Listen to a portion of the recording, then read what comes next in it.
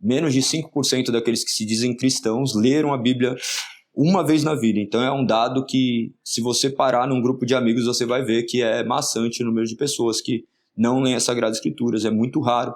E eu pergunto que tipo de Deus que eles estão adorando, sem conhecer as Sagradas Escrituras. Nós vivemos num país místico que também foi colonizado, nosso ensinamento é completamente deturpado. Então nós vemos aí uma bagunça generalizada que falam que glorifica a Deus, mas se deparando com as Sagradas Escrituras, nós vemos que o que nós temos visto não tem glorificado a Deus.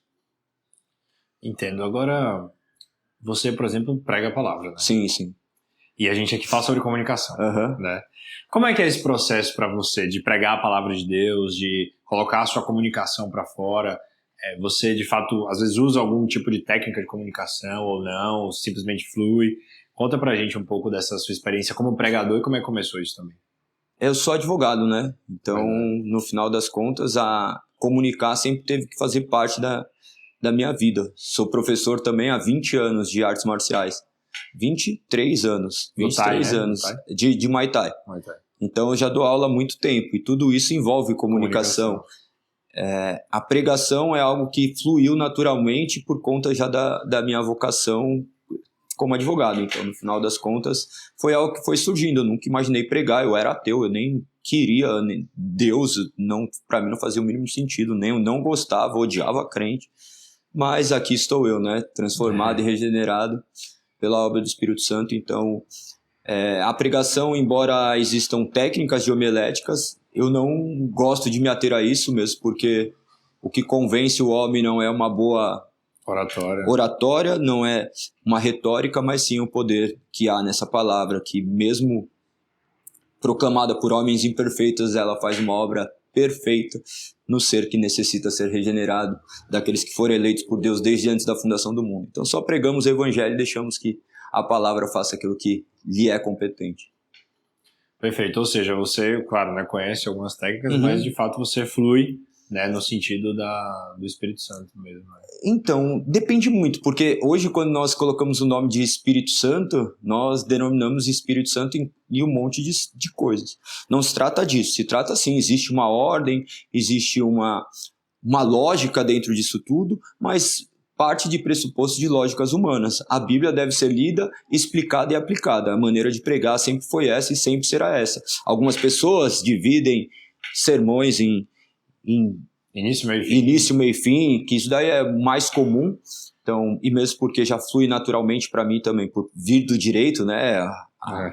Você vai elaborar uma petição, uma peça, você aborda esse tipo, e qualquer tipo de raciocínio, ele deve ter início, desenvolvimento e fim, mas no final das contas existem uma série de formas que as pessoas adotam como uma forma de ministração, mas se não tem o Espírito Santo é só uma forma. Então a questão de fluir do Espírito Santo é ter o conhecimento do que você está falando e orar para que o Espírito Santo ilumine, porque nós já vimos milhares de coisas aí, ainda mais hoje em dia, você vê um monte de gente que fala que é tomado pelo Espírito, mas eu nunca vi ninguém tomado pelo Espírito e falar capítulos da Bíblia de cor.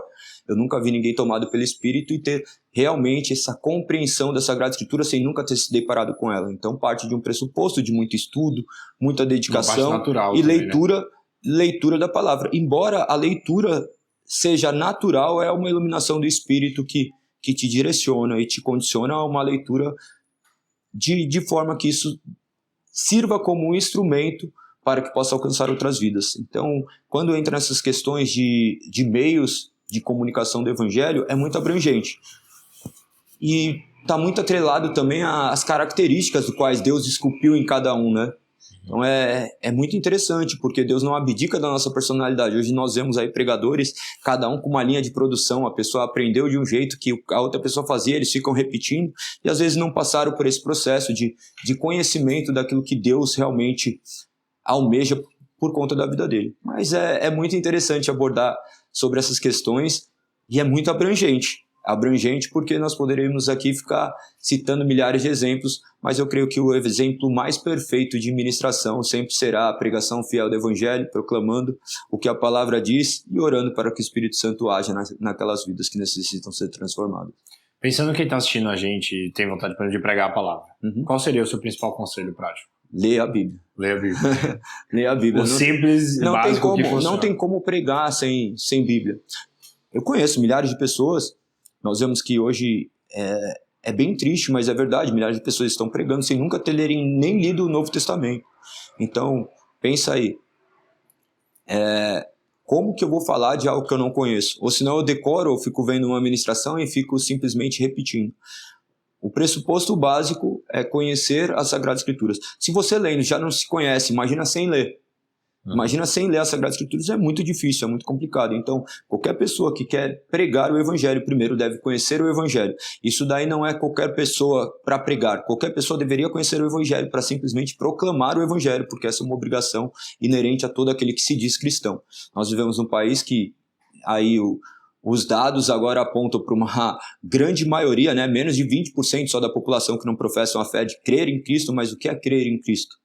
Quem é esse Cristo que crê? É muito amplo, então eu gosto do caminho seguro das Sagradas Escrituras, mesmo porque eu não confio em mim, eu confio única e exclusivamente nas Sagradas Escrituras, deposito a minha vida ali, creio que aquelas palavras são verdades e me mantenho em pé e me direcionam a um caminho correto. Então, eu sempre aconselho, leia as Sagradas Escrituras para que o Espírito Santo te use no momento oportuno para que você proclame o Evangelho.